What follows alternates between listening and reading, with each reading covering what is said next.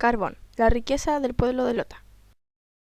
Objetivos: dar a conocer la realidad del periodo del carbón en Lota, exponer las diferencias de las clases sociales del periodo, mostrar una breve historia de los mineros de Lota.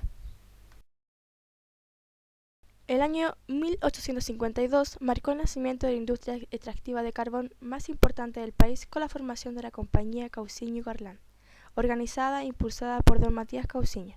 La mayoría de los mineros venía de los campos a trabajar en la mina. La empresa les entregaba viviendas de emergencia en pabellones y se les cancelaba con fichas, las que servían para pagar su consumo diario en la pulpería que dependía de las empresas. Matías Cousiño logró pasar a la historia por haber iniciado la explotación del carbón a gran escala, luego de crear la Compañía Carbonífera de Lota.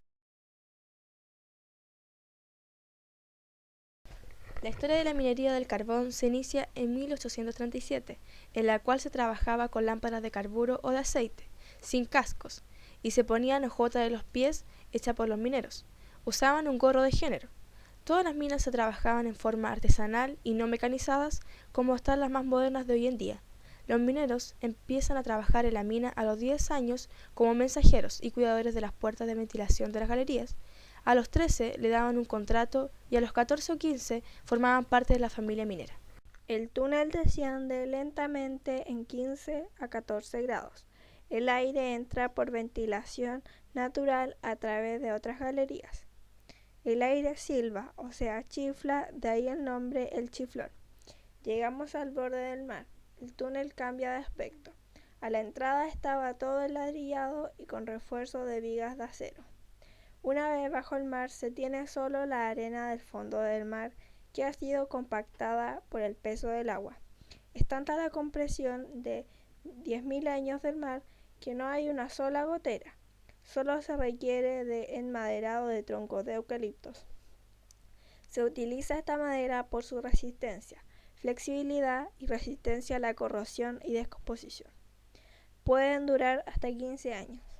Esta mina se dejó de trabajar en 1976, ya que es la más antigua, y la minería del carbón se hacía en forma artesanal, es decir, se usaba picota, pala y chuzo. Las galerías penetran más de 1 kilómetro mar adentro y existen otros 5 niveles. El carbón se extraía en carros de una media tonelada tirada por caballos. Estos eran unos animales pequeños. Luego el carbón se sacaba del chiflón mediante un sistema de cables y winches. Mientras los dueños, conocidos como la familia Cousiño, vivían en elegantes palacios con todas las comodidades de esa época, pertenecían a la élite de ese tiempo. Tenían toda clase de artefactos traídos de Europa y además de accesos a la salud y educación privada. Historia de los mineros de Lota.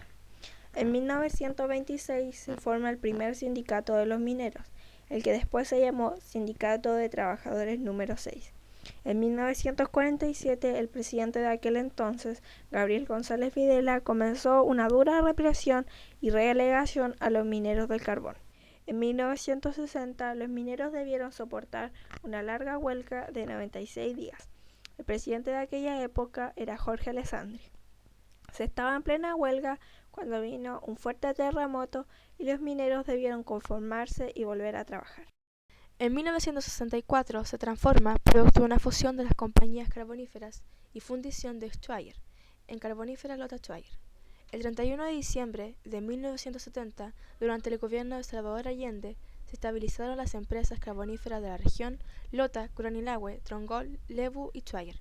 Las empresas carboníferas pasaban por una grave crisis económica, por lo que se les transformó en una empresa del área social, quedando un trabajador como gerente general.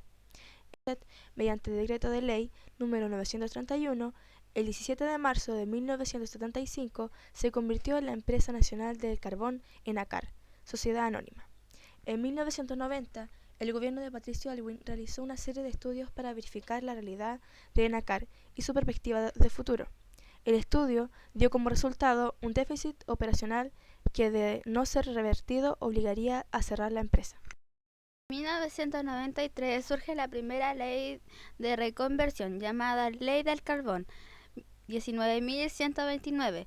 Más de 4.000 trabajadores abandonaron las minas, acogiéndose a varios planes de retiro voluntario, indemnizaciones por años de servicios superiores, pensiones o jubilaciones, con un muy alto costo para el erario. Pero lentamente, por crisis económicas y por falta de mercado, la mina del Chiflón del Diablo fue cerrada en el año 1997, pero se tiene la certeza que aún queda carbón para muchos años más.